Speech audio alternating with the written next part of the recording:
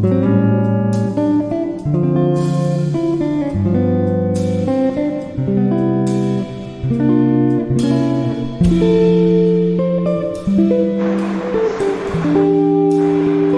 everyone, and you're welcome on my channel Har Ghar English.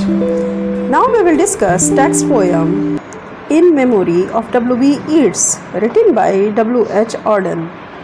Question number 1. Explanation to the poem In Memory of W.B. Yeats by W.H. Auden. इस poem को मेरे सभी students इस बात का ध्यान दें कि ये जो आपकी पोएम है इन मेमोरी ऑफ W.B. ईट्स, इसको W.H. ऑडन ने लिखा था। आज इसके टेक्स्ट का एक्सप्लेनेशन हम अपनी इस वीडियो में करने वाले हैं। तो सबसे पहले तो बिना स्किप किए पूरी वीडियो देखिएगा ताकि आपको पूरा टेक्स्ट का लाइन बाय लाइन जो हम एक्सप्लेनेशन करेंगे, आई थिंक ये आपको बहुत अच्छा भी लगेगा और समझ में भी आएगा। हालांकि ये पोएम थोड़ी सी टिपिकल है, एकदम आसानी से समझने वाली नहीं है, लेकिन हमने इसे बहुत ही इजी वर्ड्स में आपके लिए यहाँ पर प्रेजेंट किया है। तो चलिए अब मेरी इस हर घर इंग्लिश की जर्नी में मेरा साथ दीजिए और ज़्यादा से ज़्यादा चैनल को लाइक, सब्सक्राइब, शेयर कीजिए। Okay, let's start now. Explanation to the poem in memory of W.B. Yeats by W.H. Auden. This is the question number 1. ये हमारा क्वेश्चन नंबर 1 है जो हमारा टेक्स्ट पोएम को एक्सप्लेन कर रहा है। आप यहाँ भी देख सकते हैं जो हमने पिक लगाई है उससे क्या होता है कि वो हमारे ब्रेन पर इम्प्रिंट हो जाती है, जिसकी वजह से हमें अपनी चीज़ें बहुत ज़्यादा दिनों तक याद रहती हैं कि हमने इसको स्टडी किया था कि नहीं किया था। ये सारी चीज़ें आपके मेमोरी लेवल को इन्हेंस करती हैं अगर हम किसी भी पिक को दिखाकर आपको कोई पोएम समझाते हैं। ठीक है, आंसर देख लेते हैं। ये एक लॉन्ग क्वेश्चन है और ये आपके एग्ज़ाम के लिए बहुत ही ज़्यादा यूज़फुल है।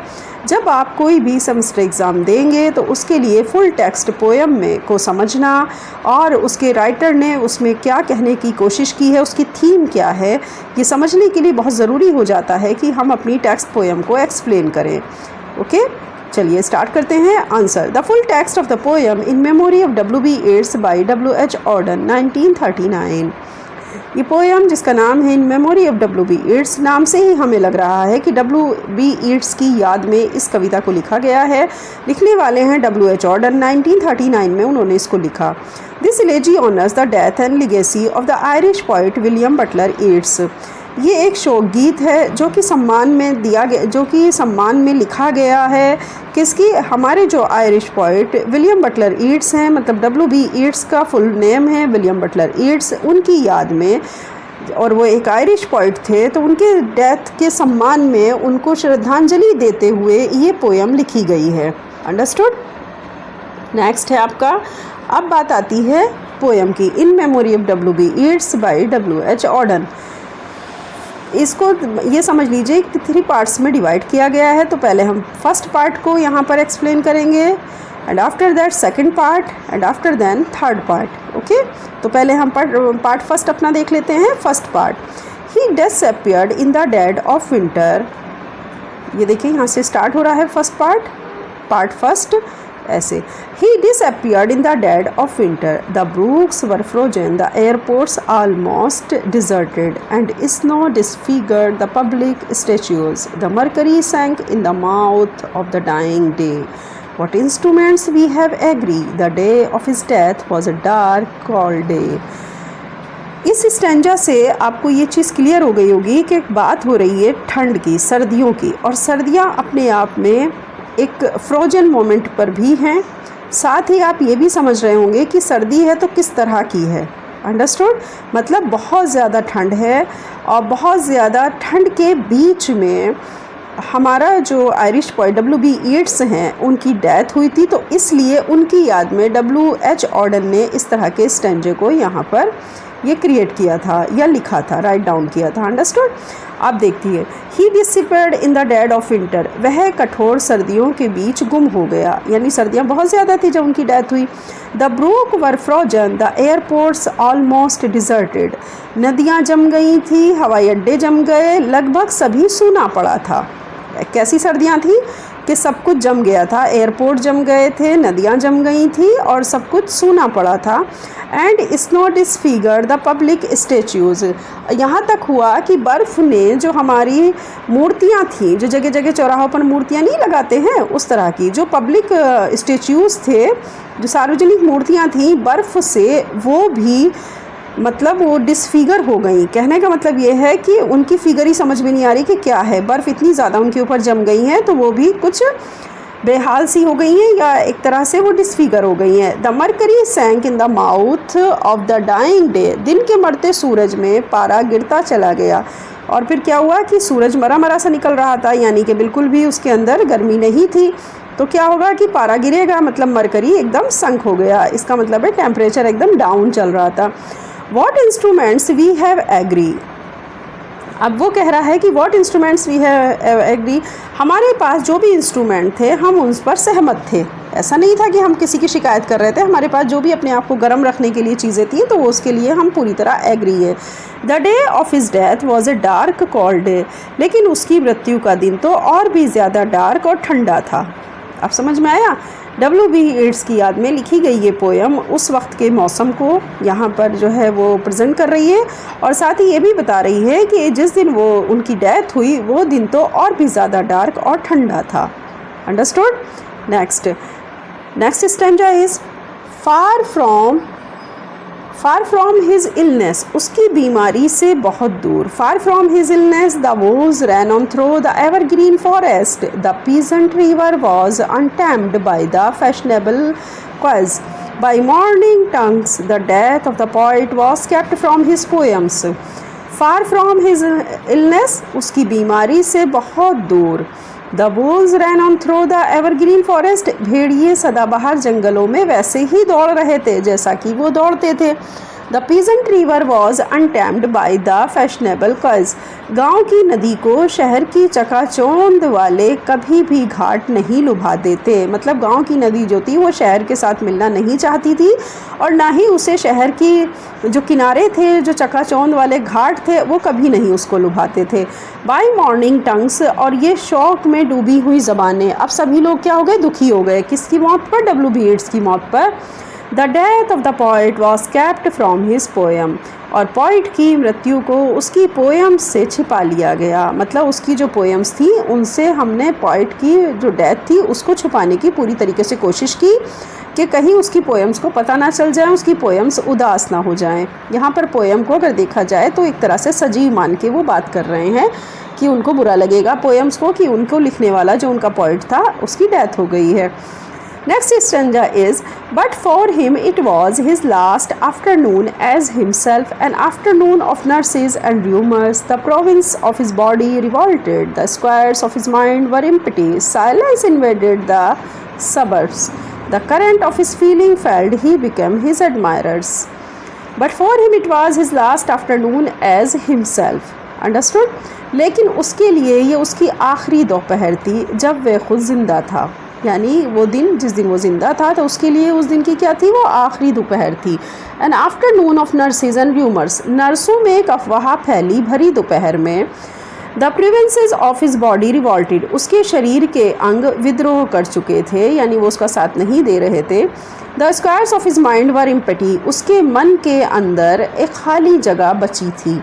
किसके अंदर? जो पोइट है हमारा W.B. येट्स। जाहिर सी बात है, इंसान की मृत्यु हो जाती है तो फिर कहाँ मन में कुछ रहता है। तो उसके अंदर क्या हुआ? उसके मन के अंदर एक खामोशी और खालीपन था। साइलेंस इन्वेडेड द सबर्ब्स, खामोशी ने मन के उपनगरों को घेर लिया। मतलब खामोशी इतनी ज़्यादा हो गई कि जो दिल के अंदर एक अथाह गहराई तक उतर गई। तो इस तरह की खामोशी थी जो गहराई तक थी। फिर वो कहता है, the current of his feeling failed, he become his admirers, और जो उसकी फीलिंग थी, जो उसके एहसास थे, वो भी मर गए थे। अब वो किसी भी अपने जो भी उसके एडमायरर्स थे उनकी प्रशंसा को सुनने लायक नहीं बचा था, क्योंकि उसकी भावनाओं की जो फीलिंग की जो उसका एक करंट था, एक धारा थी, वो कहीं ना कहीं डूब चुकी थी। अब वो धारा थम गई थी, जिसकी वजह से वो अपने एडमायरर्स को नहीं सुन पा रहा था और ना ही अब उसके कोई एडमायरर्स उसके साथ थे। ठीक है। तो ना तो उसे वो प्रशंसा सुनाई दे रही थी, ना ही उसके एडमायरर्स जो थे वो बन रहे थे, और उसे वो प्रशंसा भी अब सुनाई नहीं दे रही थी कि किसने उसकी तारीफ़ की या किसने क्या किया। Next stanza is now he is scared among 100 cities and wholly given over to unfamiliar affections to find his happiness in another kind of food and be punished under a foreign code of conscience.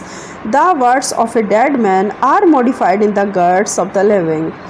Means now he is scattered among 100 cities. अब वह सैकड़ों शहरों में बिखर गया था। मतलब वो अपनी पोएम के माध्यम से क्या हुआ कि डब्ल्यू बी येट्स को जाना तो सब जगह जाने लगा था, तो अब वह सैकड़ों शहरों में बिखर गया। And wholly given over to unfamiliar affection, और अनजान भावनाएं या अनजान लोगों के उसको हवाले कर दिया गया, यानी उसे एक ऐसी मिट्टी में दबा दिया गया जो उसकी भावनाओं को नहीं समझ पाएगी। To find his happiness in another kind of wood, अब वह अपनी खुशी किसी और जंगल में तलाश रहा होगा। दुनिया का जंगल तो छोड़ ही दिया डब्ल्यू बी येट्स ने, जाहिर सी बात है डेथ हो गई है, तो अब वह क्या कर रहा होगा, वह अपनी खुशी किसी और जंगल में तलाश रहा होगा। And be punished under a foreign code of conscience, और किसी पराई नैतिकता, पराई जो मतलब और किसी विदेश में जाकर के वो नियमों के अनुसार अपने मॉरल वैल्यूज़ को, अगर उससे कोई गलती हुई है तो वो उसे पनिश कर रहा होगा। कौन कर रहा है, डब्ल्यू बी येट्स। यहाँ पर एक थोड़ा सा कॉन्सेप्ट आप इस तरह क्लियर समझिए कि जब इंसान मर जाता है तो हम कहते हैं ना कि अब तो वो स्वर्ग में चला गया है, अब वो स्वर्ग के जो है बहुत अच्छे बाग में बैठा होगा, इस टाइप से हम उसके लिए ऐसा इमेजिनेशन करते हैं। तो यही चीज़ यहाँ पर है कि डब्ल्यू बी येट्स जो है अब किसी और जंगल में अपनी खुशी तलाश रहा होगा, और अगर उसने कोई गलती की है तो वो उस फॉरेन में जा कर के क्या कर रहा होगा कि अपनी उस गलती के लिए ख़ुद को ही पनिश कर रहा होगा। The words of a dead man, the words of a dead man are modified in the words of the living. अब बोला जा रहा है एक मृत व्यक्ति के शब्द, यानी एक मरे हुए आदमी के शब्द जीवित लोगों की आत्मा को में किस तरह से ढल जाते हैं। यानी एक इंसान मर चुका लेकिन वो अपने पीछे जो पोएम, जो उसने टेक्स्ट लिखे, उसके थ्रू उसने बहुत सारे ज़िंदा लोगों के ज़िंदगी को बदल दिया। तो मरने के बाद इंसान के जो शब्द हैं वो तो हमेशा ही ज़िंदा रहेंगे ना, जो भी उसने कहा है, जो भी टेक्स्ट की फॉर्म में लिखा, लेकिन उन टेक्स्ट, लिखे हुए टेक्स्ट से इंसान की ज़िंदगी किस तरह बदल सकती है, यही बात डब्ल्यू एच ऑर्डन ने इन लास्ट की 2 लाइन में कही है आपसे कि the words of a dead man, मरे हुए व्यक्ति के वो शब्द, are modified in the words of the living, जिन जिंदा लोगों की ज़िंदगी को बदलने के लिए वो कितना ज़्यादा मतलब जो है एक शक्ति रखता है अगर मरे हुए व्यक्ति ने इस तरह के शब्द या टेक्स्ट लिखे हैं। तो नेक्स्ट आ जाएगा अब यहाँ पर, but in the importance and noise tomorrow when the brokers are roaring like beasts on the floor of the boards and the poor have the sufferings to which they are fairly accustomed and each in the cell of himself is almost convinced of his freedom, a few thousand will think of this day as one thinks of a day when one did something slightly unusual.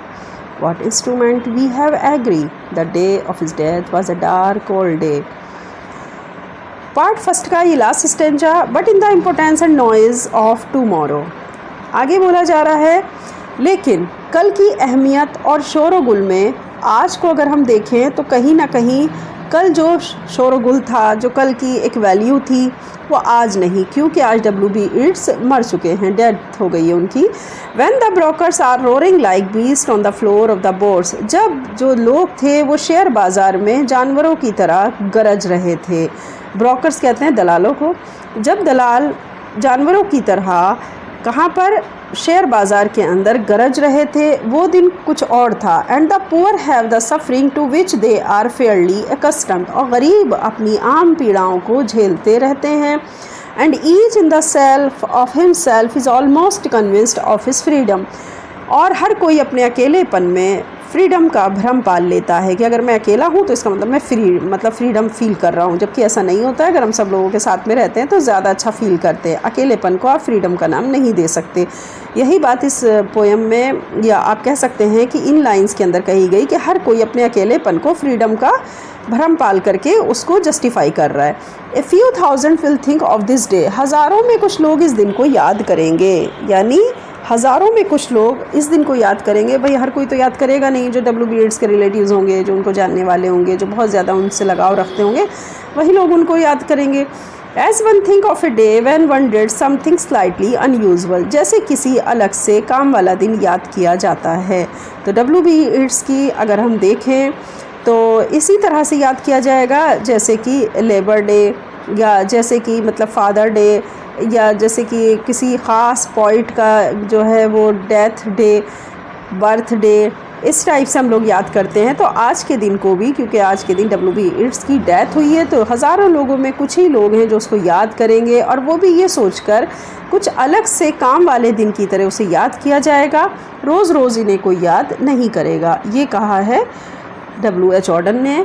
किसके बारे में? WB ads के बारे में। तो reality भी यही है, कुछ गलत नहीं कहा। लोग इसी तरह से भूल जाते हैं लोगों को मरने के बाद, बहुत ज़्यादा लोग उनको याद नहीं करते, मगर जो वो टेक्स्ट लिख करके गए हैं उनके थ्रू वो हमेशा याद किए जाते रहेंगे। What instruments we have agree, हमारे जो भी हमारे पास इंस्ट्रूमेंट्स हैं उनसे हम एग्री हैं। The day of his death was a dark cold day, और ये उसकी मृत्यु का दिन बहुत ज़्यादा अंधकार में और ठंडा है।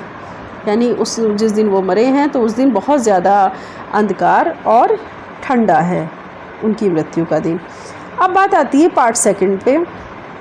You were silly like us, your gift survived it all. The parish of rich women, physical decay. Yourself made Ireland hurt you into poetry.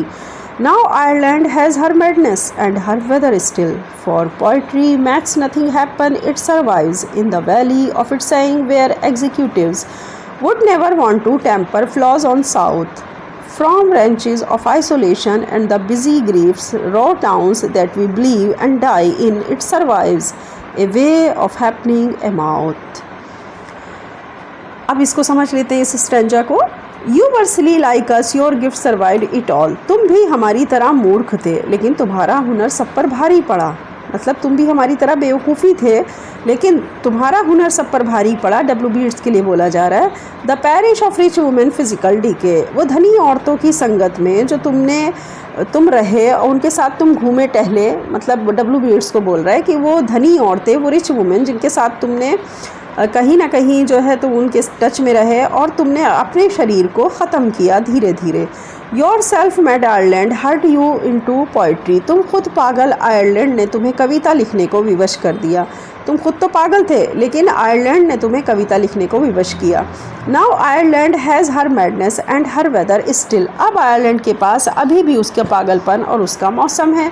तो आयरलैंड के पास तो अभी भी सब कुछ है जो उसकी ज़मीन है, लेकिन अब तुम्हारे पास क्या है? तुम तो मतलब डेथ को प्राप्त कर चुके हो ना, मृत्यु को प्राप्त कर चुके हो। ये WH ऑर्डन उनको ऐसे कमेंट्स कर रहे हैं। For poetry max nothing happen it survives, क्योंकि कविता कुछ बदलती नहीं, ये बस बची रह जाती है। कविता किसी को कुछ नहीं बदलती, ये WH ऑर्डन के पॉइंट ऑफ व्यू हैं। वो कह रहे हैं बस ये खुद को बचाती है। In the valley of it saying where executive, इन वाक्यों की घाटी में जहाँ बड़े अफसर would never want to tamper flows on south, छेड़छाड़ नहीं करना चाहते, ये दक्षिण की ओर ऐसे ही बहती रहेंगी। मतलब तुमने जो अपने शब्द दिए अपनी पॉइंट को, और जो तुमने एक घाटी तैयार की थी, तो इसको तो बड़े अफसर भी कभी टच नहीं करेंगे और ना ही ये इसके साथ किसी तरह की कोई छेड़छाड़ करेंगे। और हाँ, ये साउथ की तरफ ऐसे ही तुम्हारे वर्ड्स जो हैं वो हमेशा के लिए बहते रहेंगे। From reaches of isolation and the busy griefs, अकेलेपन का ये खेत और ये दुखों से भरा हुआ खेत अब ऐसे ही रहेगा। From ranches of isolation and the busy grief, दुख और अकेलेपन से घिरा हुआ ये खेत अब ऐसे ही रहेगा। Raw towns that we believe and die in it survive, उन कच्चे शहरों से जिनमें हम जीते हैं और मरते हैं, ये हमेशा बचे रह जाते हैं। मतलब मरता इंसान है ना, और शहर और खेत और प्लस आपकी सड़कें, ये सब तो बची रह जाती हैं। तो यही बात WH ऑर्डन कह रहे हैं कि ये सब तो बचा रह गया, लेकिन तुम मरकर चले गए। तो आगे वो बोल रहे हैं कि ये कच्चे शहर जिनमें हम जीते हैं और मरते हैं, ये बचे रह जाते हैं। A way of happening of a mouth, एक होने का तरीका सिर्फ ये है कि हम एक मुख रखें। एक होने का तरीका, ए वे ऑफ हैपनिंग यानी खुश होने का तरीका है कि हम अपना सिर्फ एक मुख रखें, यानी हम हमेशा हंसते रहें। तो एक होने का तरीका ये है कि हम हमेशा सही रास्ते पर चलें और हमेशा हंसते रहें और किसी भी तरह की कोई भी पॉलिटिक्स में ना जाएं, ये बोला जा रहा है। अगर इनके थ्रू, अगर हम इस पॉइंट को समझें W.H. Auden के through. Part third is Earth receive an honored guest. William Yeats is laid to rest. Let the Irish vessel lie, emptied of its poetry. In the nightmare of the dark, all the dogs of Europe bark, and the living nations wait, each sequestered in its hat. Means earth receive an honoured guest, है धरती एक सम्मानित अतिथि को अब तुम स्वीकार करो। यानी एक सम्मानित गेस्ट तुम्हारे पास आया है, अर्थ से बोल रहा है, वो अर्थ को इंडिकेट करते हुए, उसको एड्रेस करते हुए कौन कह रहा है? W.H. Auden कह रहा है। किसके बारे में कह रहा है? W.B. Yeats के बारे में कह रहा है, जिनकी डेथ हुई है। वो कह रहा है पृथ्वी अब तुम रिसीव करो इस सम्मानित गेस्ट को, ये तुम्हारे पास आया, अब तुम इसको अपनी बाहों में समेट लो। अब जाहिर सी बात है, अब उनको दफनाया गया तो दफनाने के लिए ज़मीन खोदी गई, तो उस अर्थ से ये बात बोली जा रही है। William Yeats is laid to rest, अब विलियम ईट्स यहाँ आराम करने के लिए आए हैं।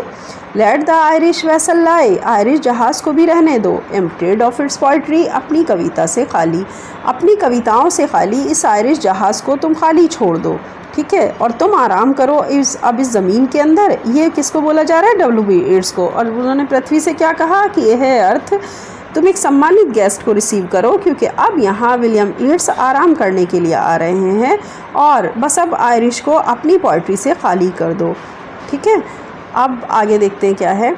इन the nightmare of the dark all the dogs of Europe bark, means अंधकार के इस बुरे ख्वाब में, जो अंधेरा इतना ज़्यादा है, फिर उसमें बुरे ख्वाब आया कि W.B. ईट्स की डेथ हो गई, तो उसको एक बुरा ख्वाब मान रहे हैं। All the dogs of Europe bark, Europe के सारे कुत्ते भौंकने लगे। अंधकार के इस बुरे ख्वाब के अंदर यूरोप के सारे कुत्ते भौंकते हैं। And the living nations wait, और ज़िंदा राष्ट्र इंतज़ार करता रहता है। Each sequestered in its hate, हर कोई अपनी घृणा में अलग थलग पड़ा है। तो हर किसी को एक दूसरे से नफ़रत है, जिसकी वजह से वो अकेला हो गया है। और जो हमारी जो कंट्री है, उसके जो मतलब बाज़ार हैं, वो क्या हैं? वो आज भी ज़िंदा हैं, वो राष्ट्र आज भी ज़िंदा है, और जबकि हम अपनी अपनी नफ़रतों में अलग थलग पड़े हैं। नेक्स्ट देखते हैं अब हम। नेक्स्ट स्टेंजा हमारा क्या कह रहा है? Intellectual disgrace stares from every human face, and the seas of pity lie locked and frozen in each eye. Intellectual disgrace, बौद्धिक अपमान जो भी हुआ, stares from every human face, हर चेहरे से झांकता है जब किसी का अपमान होता है। And the seas of pity lie, और करुणा का समंदर यानी रहम का समंदर, locked and frozen in each eyes, हर आँख में जमी हुई बर्फ़ बंद पड़ गई है। समझ में आया? देखिए यहाँ बोला जा रहा है intellectual disgrace stares from every human face, and the seas of pity lie locked and frozen in each eye. मतलब जब बुद्धिमान लोगों का अपमान होता है तो हर इंसान के चेहरे से छलकता है, उसे करुणा की ज़रूरत होती है, और उसकी आंखों में जो आंसू हैं वो वहीं जम जाते हैं और आंखों पर जैसे ताला लग जाता है।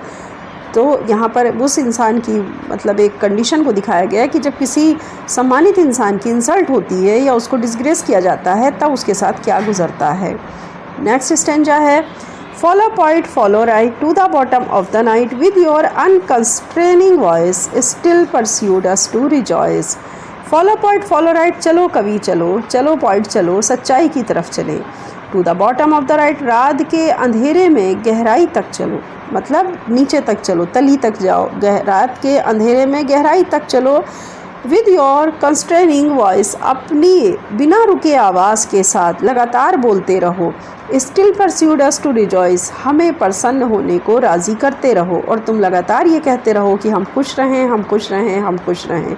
तो हमें प्रसन्न करने के लिए तुम हमें राज़ी करते रहो, लगातार अपनी आवाज़ को बोलते रहो बिना किसी रुकावट के, ठीक है। और चलो ए पॉइंट, तुम चलो रात के अंधेरे में चलो, सच्चाई की तरफ चलो, गहराई तक चलो, और सभी लोगों को जगाओ, और बिना रुके आवाज़ के साथ तुम सबको खुश होने के लिए राज़ी कर लो।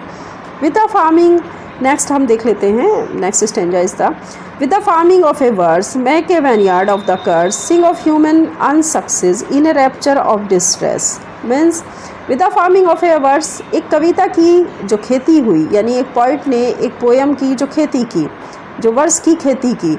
Make a vineyard of the कच, शाप एक अंगूर बाग बना दो, शाप का एक अंगूर का बाग बना दो। जो वो शाप दे के मरा है WB ईट्स, तो उसका भी अंगूर का बाग बना दो।